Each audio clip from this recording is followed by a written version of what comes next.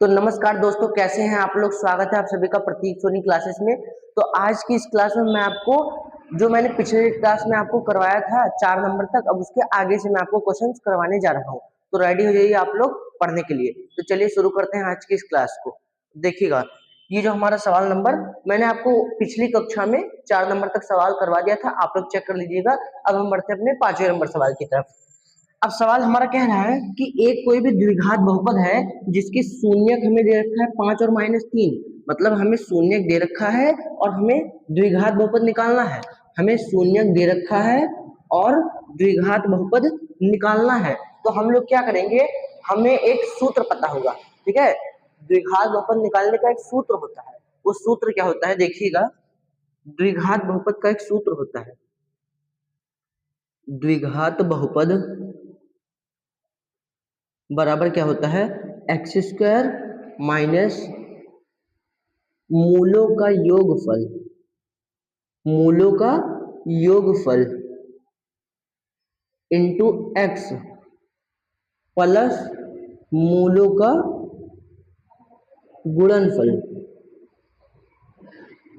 मूलों का गुणनफल। तो ये हमारा सूत्र होता है। सूत्र क्या होता है, द्विघात बहुपद बराबर होता है एक्स स्क्वायर माइनस मूलों का योगफल इंटू एक्स प्लस मूलों का गुणनफल। यही होता है हमारा सूत्र। अब यहाँ पर हम एक्स स्क्वायर लिख देंगे माइनस मूलों का योगफल, मतलब क्या हुआ, मूलों का योगफल मतलब हुआ अल्फा प्लस बीटा।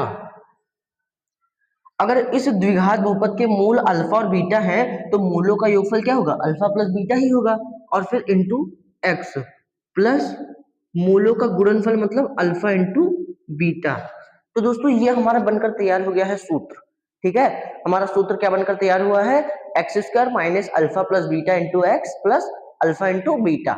तो ये हमारा आ गया द्विघात बहुपद का सूत्र। अब इसमें हम वैल्यूज को पुट कर देंगे, बस हमारा द्विघात बहुपद आ जाएगा। तो अब हमें एक शून्य दे रखा है 5 और एक शून्य दे रखा है -3। मतलब अल्फा बराबर हमें दे रखा है 5 और बीटा बराबर क्या दे रखा है, -3।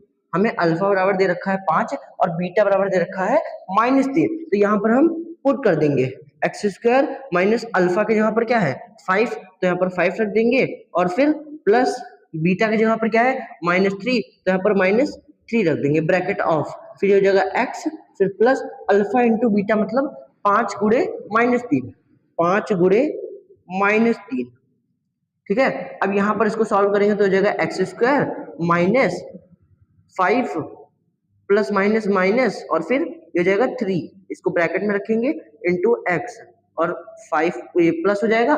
फिर जब 5 का मल्टीप्लाई -3 में कराएंगे तो कितना आएगा, -15 आएगा। अब एक्स स्क्वायर का एक्स स्क्वायर हो जाएगा और फिर -5 में से 3 जाएगा तो बचेगा 2 और ये हो जाएगा x और फिर प्लस माइनस माइनस और ये हो जाएगा 15। तो हमारा जो आंसर आ जाएगा वो क्या आ जाएगा, x square minus 2x minus 15। यही हमारा हो जाएगा द्विघात बहुपद। हमको क्या करना था, हमें सवाल में शून्य दे रखे थे, हमें सवाल में शून्य दे रखे थे 5 और -3 और हमें क्या निकालना था, द्विघात बहुपद निकालना था। तो हमने सूत्र लगाया और उसमें वैल्यूज को अल्फा की जगह पर 5 और बीटा की जगह पर -3 वैल्यूज को पुट किया और फिर सॉल्व करने पर हमारा द्विघात बहुपद आ गया है। तो इसके हिसाब से ऑप्शन नंबर सी हमारा एकदम करेक्ट हो जाएगा। तो आशा करता हूँ आपको सवाल समझ में आ गया होगा। अगर समझ में आ गया तो आप लोग उसका स्क्रीनशॉट ले लीजिए। तो चलिए दोस्तों शुरू करते हैं अपने आगे वाले क्वेश्चन की तरफ। अब ध्यान से देखिएगा इस क्वेश्चन में क्या कह रहा है। इस क्वेश्चन में कह रहा है कि m का वह मान ज्ञात कीजिए जिसके लिए इसमें जब हम इसको भाग करें तो ये हमारा पूर्णतः विभाजित हो जाए। पूर्णतः विभाजित होने का मतलब क्या है कि जो हमारा शेषफल है वो क्या है, 0 है। पूर्णतः विभाजित का मतलब क्या है, शेषफल हमारा 0 है। तो हम m की जगह पर ऐसा क्या रखें कि इसमें जब हम इसका भाग करें तो शेषफल हमें 0 प्राप्त हो। तो हम लोग क्या करेंगे, हम लोग सिंपली देखिएगा, सबसे पहले हम लोग क्या करेंगे, यहाँ पर हमें x - 3 बराबर दे रखा है, ये हमारा भाजक है। ये क्या है, भाजक, क्योंकि हम इससे भाग करेंगे ना, इसमें जिसमें भाग करते हो भाज्य होता है, ये हमारा भाजक है। तो हम यहाँ पर x - 3 हमें दे रखा है। अब हम इससे इसमें भाग करेंगे तो हमें शेषफल 0 प्राप्त होना चाहिए। तो हम m की जगह पर आखिरकार रखें क्या? तो सबसे पहले हम लोग क्या करेंगे, इसको हम लोग 0 के बराबर कर कर x का मान निकाल लेंगे। तो हमने निकाल लिया कि x का मान 3 आ गया है। सबसे पहले मैंने क्या किया, जो हमें x माइनस 3 दे रखा था भाजक, मैंने उसको क्या किया, 0 के बराबर कर कर x का मान निकाल लिया। अब मेरे पास x बराबर 3 है। अब हम क्या करेंगे, इसको उतारेंगे। 4x square minus 6x minus m, इसको हम लोग 0 के बराबर कर देंगे। किसके बराबर? 0 के बराबर कर देंगे। माइनस है। अब यहाँ पर x बराबर हमने 3 निकाल रखा है, तो हम यहाँ पर x के जगह पर क्या रख देंगे, x के जगह पर हम लोग 3 रख देंगे, इसका स्क्वायर कर देंगे। फिर माइनस 6 लिखेंगे, x के जगह पर 3 है तो यहाँ पर 3 रख देंगे। फिर माइनस m बराबर 0। अब हम लोग इसको जब सॉल्व करेंगे तो हमें m का मान पता चल जाएगा। 4, 3 का स्क्वायर होता है 9, माइनस 6 3 18, और फिर माइनस हो जाएगा m बराबर 0। 9 चौक हो जाएगा 36, माइनस 18 माइनस m बराबर 0। तो अब हम इसको आगे सॉल्व करते हैं। तो 36 में से जब 18 घटाएंगे तो कितना बचेगा, 18, ये जगह 18 माइनस m बराबर 0। तो m बराबर कितना आ जाएगा, 18। तो यही हमारा क्या हो जाएगा, करेक्ट आंसर हो जाएगा। m का मान कितना आ गया, 18। सिंपली मैंने क्या किया, मेरे को दे रखा था भाजक x माइनस 3, मैंने इसको 0 के बराबर कर कर x का मान निकाल लिया। अब इस x के मान को इस भाज्य में मैंने रख दिया, इसको 0 के बराबर कर कर यहाँ पर x की जगह पर 3 रखकर पूरा सॉल्व कर दिया। तो जब सॉल्व किया मैंने तो m का मान मुझे क्या मिल गया, 18।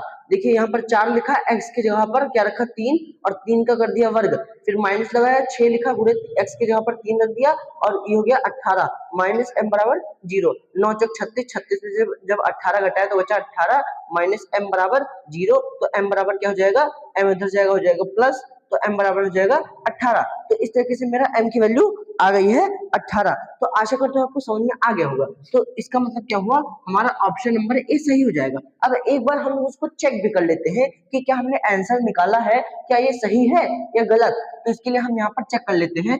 4x square minus 6x minus m की जगह पर हम लोग क्या रखेंगे, 18 रखेंगे, और इसको हम लोग किससे भाग करेंगे, इसको हम लोग भाग करेंगे x माइनस 3 से, x माइनस 3 से भाग करेंगे। तो पहले हम इसको भाग कर लेते हैं इसमें, तो इसका जब इसमें भाग करेंगे तो क्या हो जाएगा, पहले 4x से भाग करेंगे तो ये हो जाएगा 4x स्क्वायर, और माइनस प्लस माइनस ये हो जाएगा 12x माइनस ये प्लस, ये वाला हमारा कैंसिल हो जाएगा, और ये हो जाएगा कितना बचेगा, ये बचेगा हमारा 6x, और फिर माइनस 18।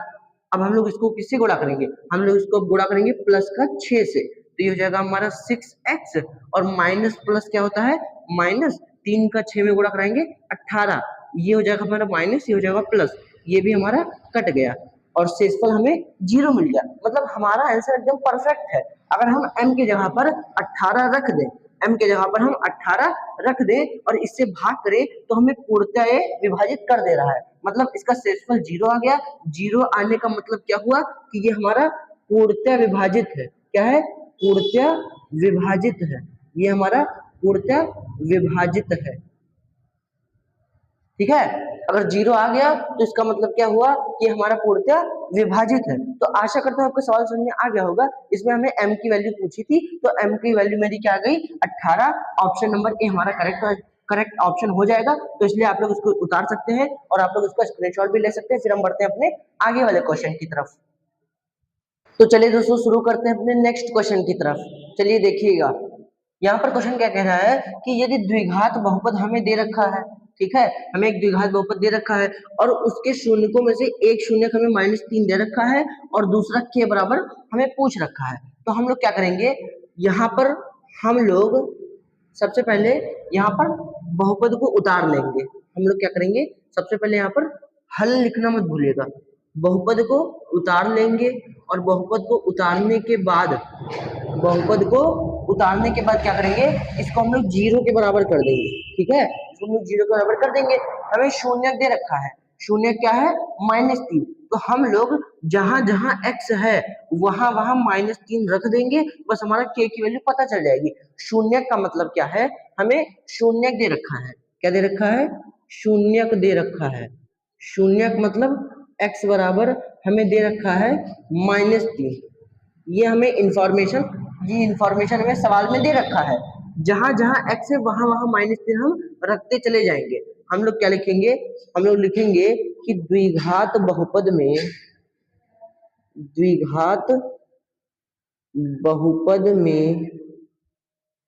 x बराबर -3 रखने पर, ऐसे हम लोग लिख देंगे।